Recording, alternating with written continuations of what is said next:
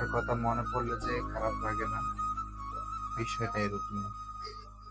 এখন আর তার কথা মনে পড়লে প্রকাশ করি না, কারণ তার কথা প্রকাশ করলে মনে আরো কষ্ট পায়। তাকে আমি নিজের করে রাখতে চেয়েও রাখতে পারি। সে কথা দিয়েছিল সে আমার হয়ে থাকবে, কিন্তু সে তার কথা রাখে। আমি আমার কথা রাখার প্রচন্ড চেষ্টা করেছি, তার জন্য আমি আমার কথা রাখতে পারি।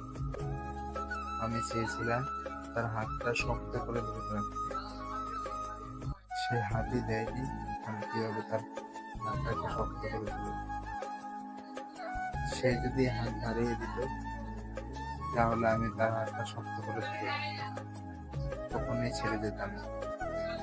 হয়তো তার মনে ছেড়ে যাওয়ার ইচ্ছে ছিল, সেজন্য সে হাত বাড়িয়ে দেয়।